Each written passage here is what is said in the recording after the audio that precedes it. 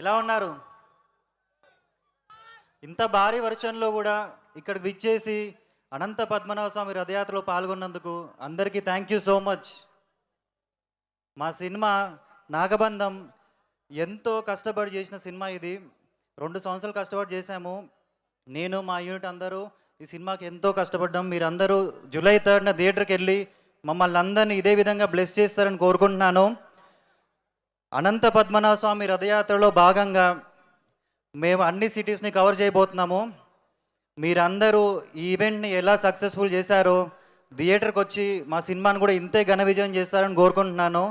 మా డైరెక్టర్ అభిషేక్ నామా గారు తన డ్రీమ్ ప్రాజెక్ట్లో నన్ను ఒక పార్ట్ చేసినందుకు థ్యాంక్ యూ సో మచ్ అన్న.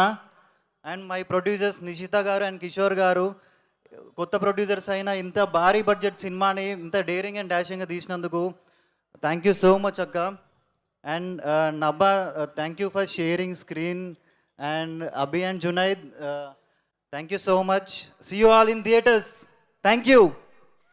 Thank you so much.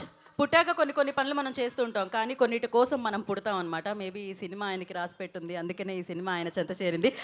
Abhishek Nama గారు ఇప్పుడు మాట్లాడాల్సిందే, ఖచ్చితంగా 110% మాట్లాడాల్సిందే.